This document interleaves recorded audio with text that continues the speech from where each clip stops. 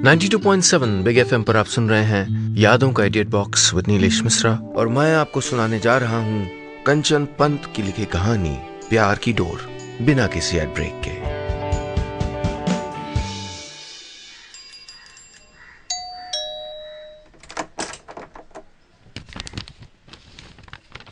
Dear cuckoo, इतने साल बाद अचानक, यही सोच रहे हो ना मेरा खत देख के? इतने साल, सच में कितने साल गुजर गए, सब कुछ बदल गया है। पता नहीं तुम्हारी यादों में मैं शामिल भी हूं या नहीं, लेकिन आज मैं तुमको खत लिखे बिना रह नहीं पा रही हूं। कैसे हो तुम? अब तो थोड़ा मोटे हो गए होगे, तुम्हारे बाल भी मेरी तरह सफेद हो गए होंगे। वो तुम्हारे दाएं गाल पे चोट का निशान वैसा ही है क्या? होगा ही, प्लास्टिक सर्जरी तो तुम कराने से रहे, डॉक्टर से डरते जो थे, डरपोक कहीं के। अब भी वैसे ही हो क्या? याद है जब तुम्हारे गाल पर रामबांस के कांटे से घाव हो गया था? डर के मारे अस्पताल से भाग गए थे तुम। उस वक्त बहुत गुस्सा आया था मुझको, पर अब सोचती हूं तो हंसी आती है। वो कितने अच्छे दिन थे ना कक्कू। लगता था हर दिन कुदरत हमारे लिए कुछ नया रच रही हो। दुनिया कितनी रंग बिरंगी लगती थी, कितनी बंदिशें थीं, कितनी रवायतें थीं, फिर भी बंधन महसूस नहीं होता था। दिल रुई के फाहे जितना हल्का लगता था। तुम्हें शायद पता भी ना हो, लेकिन मेरे उन अच्छे पलों की वजह तो तुम ही थे। तब कह नहीं पाई थी, आज इस खत के जरिए उन पलों को एक बार फिर जी लेना चाहती हूं। याद है 35 साल पहले आज का ही वो दिन, 5 जुलाई का दिन। मैंने उस दिन तुमको पहली बार देखा था। तुम शायद इंटरस्टेट फुटबॉल टूर्नामेंट जीत के लौटे थे उस दिन। तुम्हारे हाथों में चमचमाती ट्रॉफी थी और तुम्हारे दोस्त तुमको कंधों पे बिठा के ला रहे थे। मैं उस वक्त कॉलेज से लौट रही थी। तुम्हारी टोली को आते देखा तो सहम के जरा किनारे हो गई ताकि तुम लोग पहले निकल सको। लड़कों में मेरी दिलचस्पी कभी रही नहीं, न तुमसे मिलने के पहले न उसके बाद, पर तुम में कुछ था जो मुझको तुम्हारी ओर खींच रहा था। लेकिन इस तरह किसी लड़के की ओर देखना मेरे स्वभाव में नहीं था। इसलिए मैंने अपना दुपट्टा और हाथ में पकड़ा हुआ एडमिशन फॉर्म संभाला और सर झुका के किनारे से निकल गई। मेरा याद शहर में वो पहला दिन था। मेरा मन नहीं था वहां आने का, लेकिन नानी का हुक्म था कि मुझको इंटर के बाद कॉलेज भेजा ही ना जाए, और भेजा जाए तो उनकी कड़ी निगरानी में याद शहर कॉलेज भेजा जाए। आ तो गई थी मैं याद शहर, लेकिन तुम न होते तो वहां रह नहीं पाती। उसी दोपहर को जब मैं आंगन में बैठी गेहूं में से कंकड़ बीन रही थी और नानी मुझको उनके कायदे कानूनों हिदायतों की घुट्टी पिला रही थी, तब तुम आंगन के बगल में बने रास्ते से गुजरे थे। तब पता चला कि तुम तो मेरे पड़ोसी हो। नानी ने तुमको देख के नाक निचोड़ी थी जैसे कोई कड़वी दवा उनके मुंह में घुल गई हो। नानी को तुमसे और तुम्हारे परिवार से बहुत शिकायतें थीं, जैसे कि छत पे सूख रहे तुम्हारे कपड़े उनकी छत पे क्यों गिर जाते हैं, जैसे तुम्हारी लौकी की बेल उनकी दीवार पे क्यों चढ़ जाती है, जैसे तुम्हारी दीवार से उनके पीछे वाले बारामदे में छाया क्यों हो जाती है, और जैसे उनके जैसे परिवार के होने के बावजूद तुम्हारे परिवार वाले उनसे नजर मिला के क्यों बात करते हैं। नानी नहीं चाहती थी कि मैं तुम लोगों से ज्यादा मेलजोल रखूं। तब क्या पता था हमें कि रिश्ता मेलजोल से भी कितना आगे पहुंचने वाला है। आप सुन रहे हैं यादों का edit box with Nilesh Mishra, सिर्फ 92.7 बिग एफएम पे। 2 महीने हो गए थे मुझको बीए फर्स्ट ईयर में एडमिशन लिए हुए। तुम्हारे और मेरे घर के बीच कुछ कदमों का ही फासला था। मेरी खिड़की से तुम्हारा बारामदा एक हाथ की दूरी पे भी नहीं था। मैं किताब की आड़ लेके खिड़की से अक्सर तुमको देखती थी। अच्छा लगता था तुमको ऐसे देखना। एक और नानी का कड़ा अनुशासन था, 24 घंटे मेरा पीछा करती उनकी नजरें थीं, और दूसरी ओर मेरे ख्यालों की छोटी सी दुनिया थी जिसमें न जाने तुम कब आके बस गए थे। प्यार नहीं कहूंगी उसको, पर एक लगाव तो हो ही गया था तुमसे। और मुझ में इतनी हिम्मत नहीं थी कि मैं अपने ख्यालों तक में किसी लड़के से अपने प्यार का इजहार कर सकूं। बस एक कसक थी जो कभी कभी सीना छलनी कर देती थी। तुम स्मार्ट थे, कॉलेज के टॉपर थे, फुटबॉल टीम के कप्तान थे। न जाने कितनी लड़कियां तुमसे बात करने के लिए तरसती थीं। मेरी तुमसे कोई तुलना ही कहां थी। खादी का सीधी सिलाई वाला कुर्ता, बालों में लाल रिबन से कसकर बंधी चोटियां, पैरों में पुराने डिजाइन के चप्पल, नानी के बनाए इस ड्रेस कोड से मेरा जो थोड़ा बहुत व्यक्तित्व था वो भी छुप जाता था। कॉलेज जाने के लिए मैंने अपने घर से खास तौर पे नए डिजाइन के कुर्ते सिलवाए थे। पान के पत्ते वाला गला, डोरियों वाली बाजू, दुपट्टे पे मोतियों वाली लेस। लेकिन नानी ने मेरे सपनों की अटैची पर खोलने से पहले ही ताला लगा दिया था। कॉलेज पढ़ने के लिए जाते हैं, ये सब साज श्रृंगार अपने ससुराल के लिए बचा के रख। नानी ने कॉलेज के पहले ही दिन मेरे कपड़े देख के कहा था। फोन पे माँ से खूब लड़ी थी मैं, लेकिन नानी के सामने तो जबान पे पत्थर पड़ जाते थे। नानी कहती थी सादगी सबसे बड़ा श्रृंगार है। खाक श्रृंगार था वो। श्रृंगार होता तो क्या तुमने मुझको कभी मुड़ के नहीं देखा होता? पर तुमको अपनी किताबों और फुटबॉल से फुर्सत ही कहाँ थी। उधर नानी ने मुझको जैसे सुगढ़ गृहिणी बनाने की कसम खा रखी थी। जरा सी गलती हुई नहीं कि 4 बातें सुना देती थी। उस दिन कॉलेज से पॉलिटिकल साइंस के नोट्स लेने मुझको अपनी दोस्त के घर जाना पड़ा। मैं हांफती दौड़ती आई, लेकिन फिर भी घर पहुंचने में जरा देर हो गई। धड़कते दिल से मैं घर के सामने वाली गली में मुड़ी ही थी कि नानी ने दूर से ही मुझको देख के डांटना शुरू कर दिया। लक्षण देखो इस लड़की के, महीना हुआ नहीं आए हुए मटर गश्ती चालू हो गई। सुबह की गई थी, देखो अब लौटने का वक्त मिल रहा है। नानी की आवाज यूं ही तेज थी, ऊपर से वो चिल्ला चिल्ला के बोल रही थी और आजू बाजू से कई जोड़ी आंखें मुझ पे आकर टिक गई थी। मैं वैसे ही घबरा गई थी। फिर अचानक तुम पे नजर पड़ी। तुम भी अपने बारामदे में खड़े होके मेरी ही ओर देख रहे थे। मेरी रही सही हिम्मत भी जवाब दे गई। इतने लोगों के सामने बिना बात के डांट खाना मैं फिर भी झेल जाती, लेकिन तुमको भी उसी समय बैठना था बाहर। घबराहट में मेरे नोट्स और पेन नीचे जमीन पे गिर गए। मैंने अपने आंसू पोंछते हुए नोट्स उठाए और नजर चुराते हुए अपने कमरे में चली गई। नानी की आदत ही ऐसी थी, तारीफ करेंगी तो भी सबके सामने, डांटेंगी तो भी सबके सामने। पर मुझको लग रहा था कि बस धरती फट जाए और मैं उसमें समा जाऊं। सच कहूं तो दुख डांट खाने का नहीं था। दुख तो हो रहा था ये सोच के कि तुम मेरे बारे में क्या सोचोगे। पता नहीं तुमने क्या सोचा, कुछ सोचा भी कि नहीं, लेकिन उस दिन शायद तुमने पहली बार मुझको नोटिस किया था। आप सुन रहे हैं यादों का edit box with Nilesh Mishra, सिर्फ 92.7 बिग एफएम पे। अगले दिन मैं कपड़े सुखाने छत पे गई थी। तुम अपने बारामदे में बैठे पढ़ रहे थे। मैंने पानी निथाड़ने के लिए अपने दुपट्टे को हाथों से झटका दिया और पानी की छींटें तुम पे जा गिरी। तुमने गुस्से से मेरी छत की ओर देखा। मैंने जल्दी से अपना चेहरा तार पे टंगे दुपट्टे के पीछे छुपा लिया। मुझे देख के तुम्हारे चेहरे से गुस्से की लकीरें मिट गई थी और पहचान की मुस्कान उभर आई थी। पहली बार तुम मुझको देख के मुस्कुराए थे। मैं तो निहाल ही हो गई थी तुमको मुस्कुराता देख के। लेकिन जवाब में मुस्कुराना तो दूर, पानी के छींटों से तुम्हारी किताब को भिगोने के लिए माफी मांगना तो दूर, मैं चुपचाप सर झुका के बाल्टी में बाकी बचे कपड़े तार पे फैलाने लगी। तुम्हें लगा होगा कितनी घमंडी लड़की है, लेकिन वो मेरा घमंड नहीं था ककू।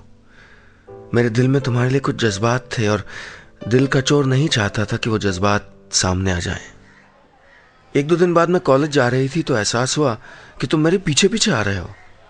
तुम्हारे कॉलेज का वक्त तो मुझसे 1 घंटे बाद होता था ना, तो तुम इतनी जल्दी क्यों आ रहे थे कॉलेज?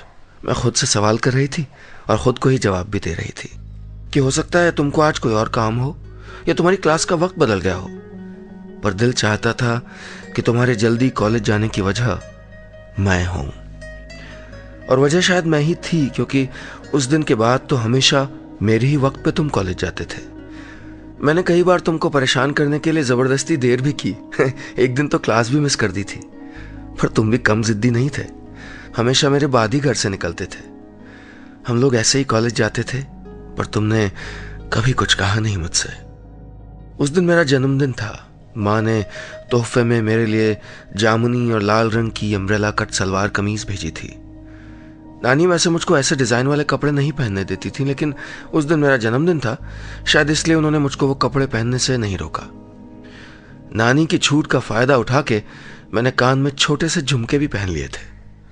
उस दिन भी तुम मेरे पीछे ही आ रहे थे, लेकिन तुम्हारी चाल और दिनों से तेज थी। तुम तेजी से आए और मेरे कानों में कुछ कहते हुए आगे निकल गए। अच्छी लग रही हो। मैं ठीक से सुन नहीं पाई थी, लेकिन शायद यही कहा था तुमने। मैं अपनी तारीफ से आसमान में उड़ी जा रही थी, इस बात से बेखबर कि एक नाराज बैल उस पतली सी गली में मेरे पीछे दौड़ता चला आ रहा था। जब एहसास हुआ तो कदम डर के मारे जम गए। तभी तुम दौड़ते हुए आए और मुझको खींचते हुए ले गए। छोटी सी गली थी, कहीं बचने का रास्ता नहीं था। तभी सामने एक बारामदे पे तुम्हारी नजर पड़ी। तुम मेरा हाथ पकड़े उस बारामदे पे कूद गए। हम दोनों ही किस्मत के भरोसे थे। मैंने तुम्हारी बांह कस के पकड़ी हुई थी, बस यही प्रार्थना कर रही थी कि वो नाराज बैल हमारी ओर ध्यान दिए बिना सीधे निकल जाए। किस्मत अच्छी थी, बच गई मैं।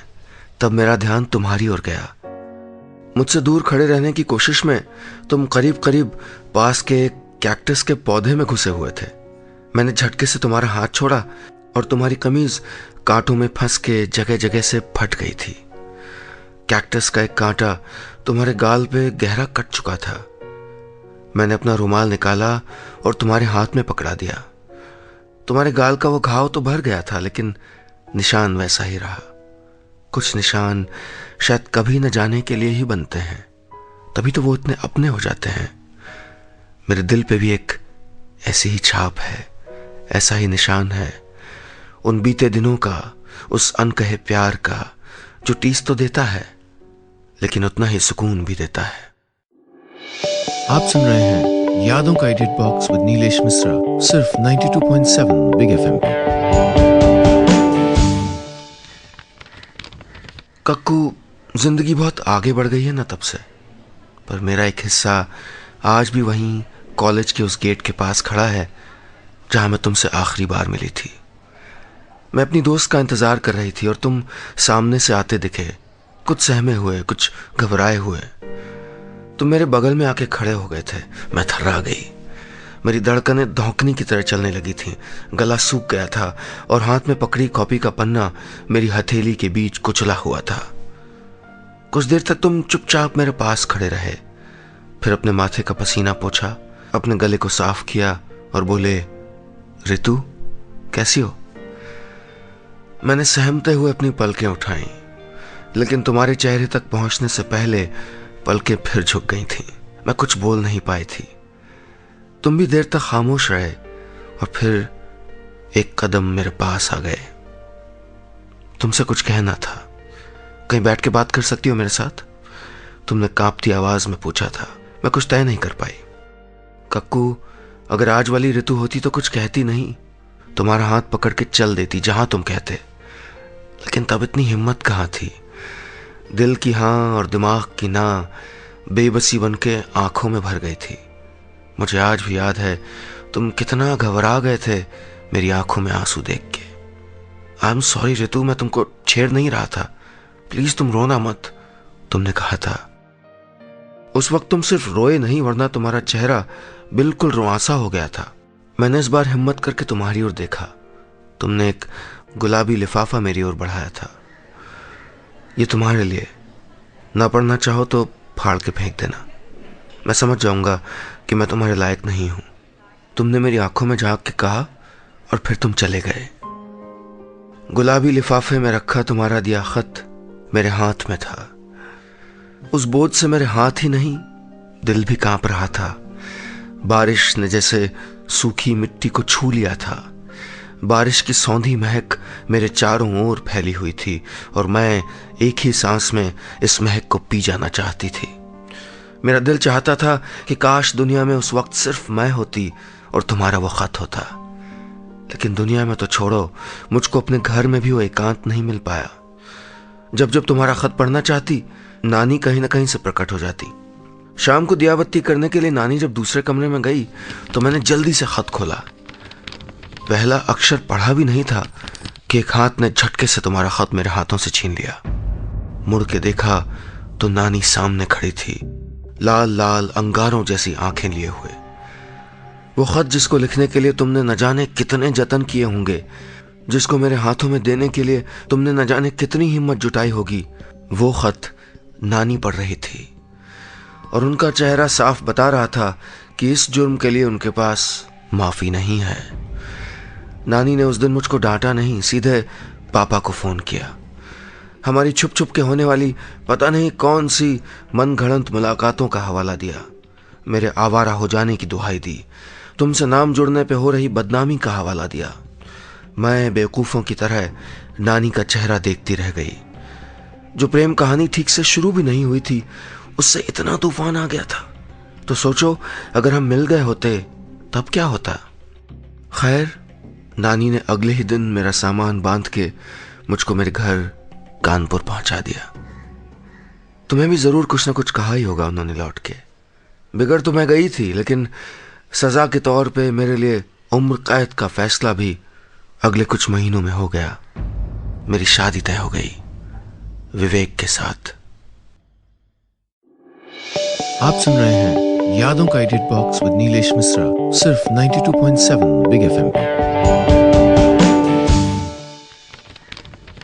तुम सोच रहे होगे कि मैं तुमसे अगर इतना ही प्यार करती थी तो मैंने बगावत की होती, शादी करने से इनकार कर दिया होता, अपने प्यार की दुहाई दी होती। नहीं कक्कू, मैंने ऐसा कुछ भी नहीं किया। मैं बिना कुछ कहे शादी के लिए तैयार हो गई। अपने लिए गहने कपड़े भी मैंने खुद पसंद किए। सहेलियों की चुहल पे मैं शर्माई भी। पता नहीं क्यों शादी हो जाना कोई बड़ी बात लग ही नहीं रही थी। मेरी मेहंदी का दिन था वो। खिलखिलाते, नाचते गाते चेहरों के बीच मैं किसी पुतले की तरह बैठी थी।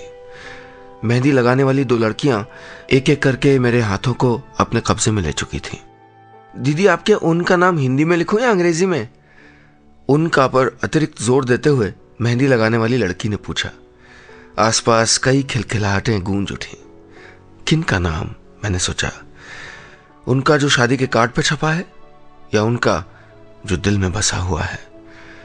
पहली बार उस वक्त एहसास हुआ कि जैसे मेरा सब कुछ लुट गया हो। जिस शादी को मैं सिर्फ रस्म भर मान रही थी, वो तो मुझसे मेरे प्यार की बलि मांग रही थी। एक बार दिल किया कि चिल्ला चिल्ला के सबको तुम्हारी और अपनी झूठी कहानियां सुना दूं, कह दूं सबसे कि मैं आवारा हूं, बिगड़ैल हूं, अपने परिवार वालों से यही बदला ले लूं। लेकिन फिर अपने हाथ में सज रही मेहंदी को देखने लगी, जिसमें अभी अभी हिंदी और अंग्रेजी में मेरे उनका नाम लिख दिया गया था। कक्कू, ये सब पढ़ के तुम कहीं ये तो नहीं सोच रहे हो कि शादी करके मेरी जिंदगी नरक हो गई? मैं जिंदगी भर तुमको याद करके आंसू बहाती रही? नहीं नहीं, ऐसी कोई बात नहीं है। शादी के बाद कुछ दिनों तक बहुत अजीब लगा। कभी गुस्सा आता, कभी रोने का मन करता, तो कभी घर छोड़ के भाग जाने को जी करता। लेकिन मेरे पति, मेरे विवेक ने मुझको जल्दी ही संभाल लिया। उनको लगा था कि मैं नए घर में रम नहीं पा रही हूं। जब बाद में मैंने उनको तुम्हारे बारे में बताया, तो पता है उन्होंने क्या कहा? उन्होंने कहा, तुम दोनों का रिश्ता मासूम था। अगर उस रिश्ते की याद तुम्हारे दिल में है भी, तो इसके लिए तुमको शर्मिंदा होने की जरूरत नहीं है। ऐसे पति पे कौन कुर्बान नहीं होगा। कभी कभी सोचती हूं मैं कि ऐसी अच्छी किस्मत कहां से पा गई जो विवेक जैसा इंसान मेरी जिंदगी में आया। विवेक के साथ रहते हुए दुख का एक छींटा भी मेरे दामन तक नहीं पहुंचा। अपने पति के रूप में उनके अलावा मैं किसी और की कल्पना भी नहीं कर सकती थी। तुमको भी मैंने कभी उनकी जगह रख के नहीं देखा। फिर भी न जाने क्यों तुमको मैं अपने दिल से कभी निकाल नहीं पाई। जब अक्षत पैदा हुआ ना, ओह, तुम उसको कैसे जानोगे? अक्षत, मेरा बेटा। जब नर्स ने उसको पहली बार मेरी गोद में दिया तो मैंने उसका माथा नहीं चूमा, मैंने उसके बाएं गाल पे उंगलियां फिराई। न जाने क्यों मुझको ऐसा लग रहा था कि उसके गाल पे भी चोट का ठीक वैसा ही निशान होगा जैसा तुम्हारे गाल पे था। और तुम्हारी गर्दन के दाईं ओर का वो तिल, तुम्हारे अलावा मैंने किसी और की गर्दन पे कभी तिल नहीं देखा। पर मेरा दिल कहता था कि मेरे बेटे की गर्दन पे ठीक उसी जगह तिल होगा। डर भी लगता था कि कहीं ये सच ना हो जाए, कहीं विवेक को ये पता ना चल जाए कि पूरी प्रेगनेंसी के दौरान मैं सिर्फ तुम्हारे बारे में सोचती रही कि मेरा बेटा बिल्कुल तुम्हारी तरह हो। और जब लोग कहते थे कि उसकी हंसी मेरी तरह है, उसकी भौहें उसके पापा की तरह दिखती हैं, उसकी उंगलियां बिल्कुल उसकी दादी की तरह हैं, बहुत बुरा लगता था। पर सच कहूं, अक्षत तुम्हारे जैसा बिल्कुल नहीं दिखता। तुम्हारे जैसे तो सिर्फ तुम ही हो ना। आप सुन रहे हैं यादों का edit box with Nilesh Mishra, सिर्फ 92.7 बिग एफएम पे।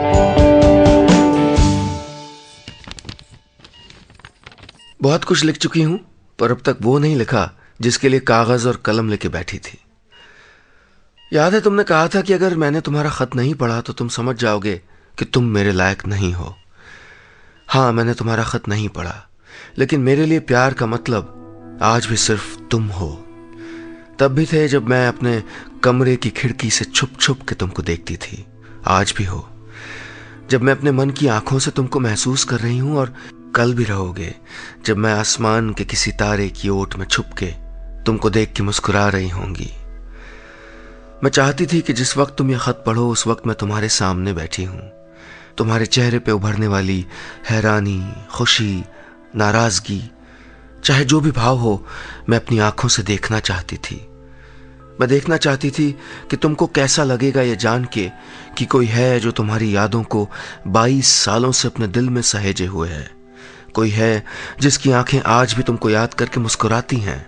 कोई है जिसकी आत्मा में तुम आज भी दिए की तरह चमकते हो। लेकिन आज मैं फिर से मजबूर हूं, इस बार दिल से नहीं, शरीर से। डॉक्टर कहते हैं कि मुझको ब्रेन ट्यूमर है। कुछ घंटे या शायद कुछ दिन ही मेरे पास बाकी हैं। विवेक और अक्षत डॉक्टरों से मेरी जिंदगी की भीख मांग रहे हैं, जैसे वो मेरे लिए कुछ सालों की जिंदगी उनसे छीन लाएंगे। उन दोनों का मायूस चेहरा देख के दिल मुंह को आ जाता है। काश मैं कुछ और दिनों के लिए जी पाती। कई बार रोने का दिल करता है।